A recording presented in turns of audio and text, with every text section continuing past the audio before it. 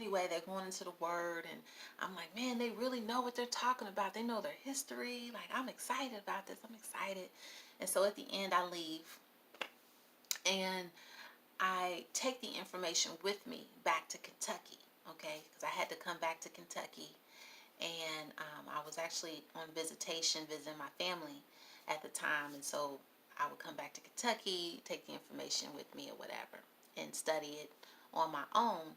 And whenever I had questions, I would call the person that shared the information with me, originally from McDonald's, and he would fill me in whatever questions I had and connect me to resources and things like that. And I kept, seeking and looking at the resources that he sent me, and some things he did say that made sense, like the Sabbath day and how we are to keep the Sabbath day as a holy day. And I was like, okay, I could do that. So I started keeping the Sabbath day. And then there were some things he was talking about. It's about like the comforter, okay, and Esau, and how God hated Esau, and how all white people are going to hell, and God's not for them, and he came for the Israelites, and everybody else ain't shit, and all this stuff. And I'm like, this doesn't sound godly to me. Like, why would God make white people and black people and all these people and just say to hell with the white people because they're part of Esau? Like, that doesn't even make sense. And so that part, I didn't grasp it, and I didn't agree with it. I didn't implement it. I just kept trying to figure out how it made sense, and I couldn't figure it out for nothing. And so I was like, something's not right about that. So then they had like this comforter on their site, the website was like the comforter. He was a black guy with a little silk thing on his head, and he looked like somebody who could be my cousin, right? Which is fine, but he was very bold in how he talked to people, and that's good. But then it was like the comforter.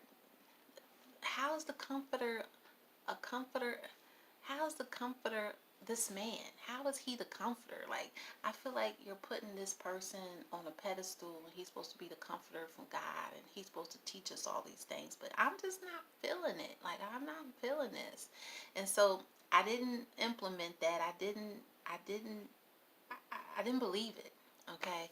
And so I was like, the only thing I can take away from this Israelite church is the Sabbath day. So that's something I kept.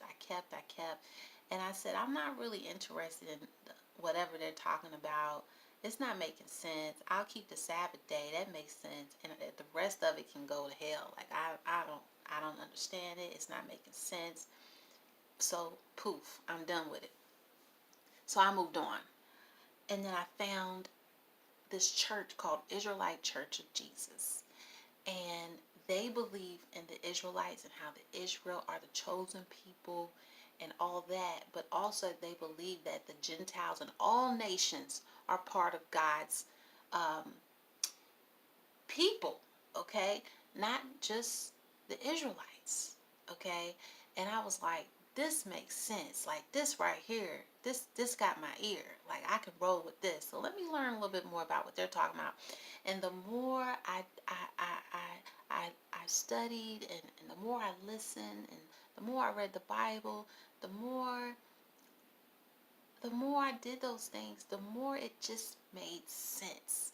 And I was like, this right here, I think this is where I believe this is where God sent me. This is it. This is what I've been seeking. I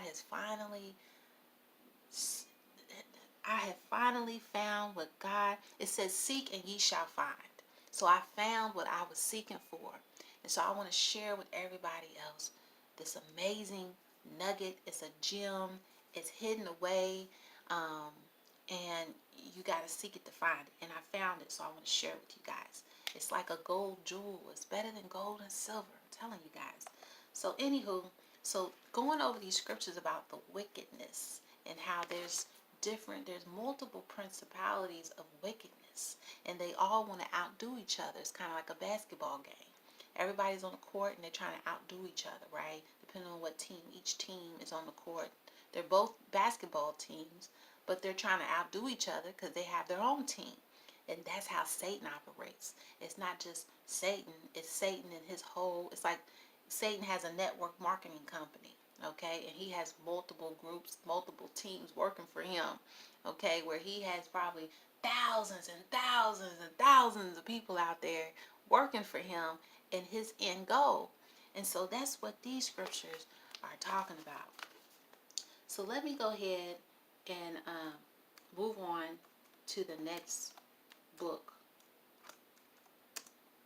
Okay, so we're going to go to Daniel now, okay? Let's go to Daniel.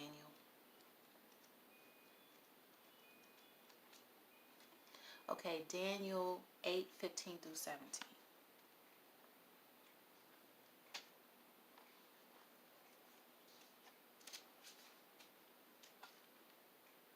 Okay, it says, and it came to pass, when even I, Daniel, had seen the vision and sought for the meaning, then, behold, there stood before me as the appearance of a man.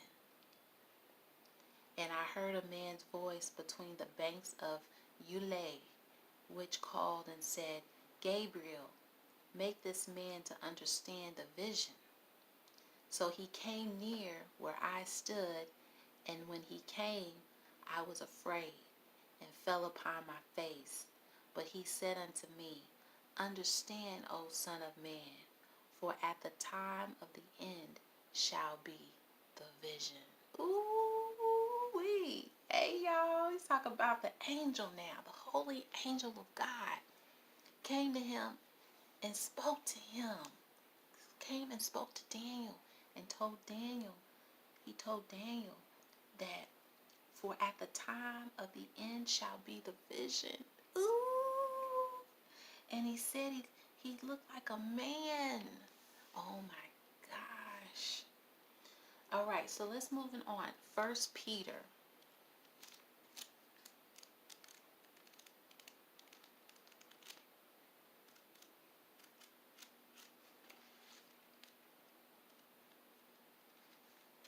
Hold on, y'all. Wait a minute. Are you guys almost there?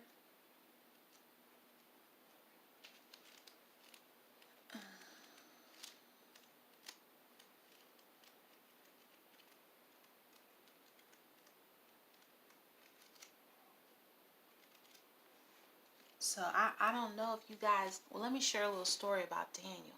I feel like I should share something about Daniel, right? Not just leave it there. So Daniel was a very, very faithful and obedient man of God, okay? And Daniel was so obedient that he would pray to God 3 times a day, regardless of what was going on, okay? So, for example, Daniel was part of he was a friend to a king, okay? And he was in the king's palace praying. And there were people in the palace hating on Daniel because he was praying to God. And they were like, we're going to get him, we're going to come up with a scheme to get him to stop praying to God. So what they did was they came up with a law that you can't pray within a certain period of time. And they tricked the king to sign it. Now, Daniel knew about this, but he continued to pray. And so one day he opened up the windows toward facing Jerusalem and he prayed to God. And guess what? His haters came rushing at him. Oh, you're praying to God. You can't pray to God. This is a law. You know what? This is a law. We're going to throw you in the lion's den. And Daniel was thrown in the lion's den. But guess what?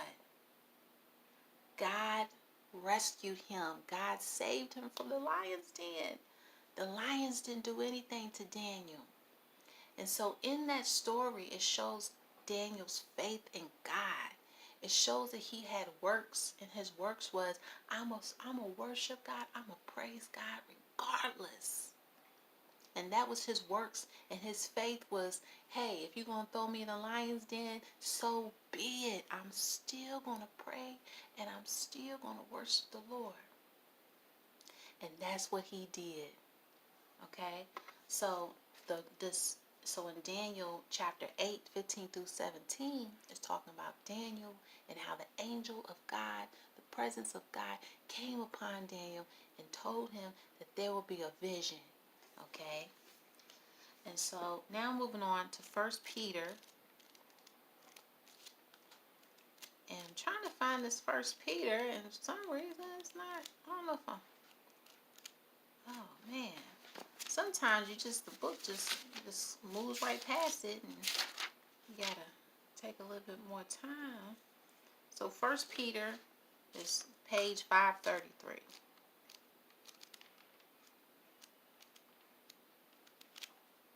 Okay. So 533. There we go. We're almost done. Uh-oh, gotta go. I think it's part, ooh, is it part 6? Yeah, part 6.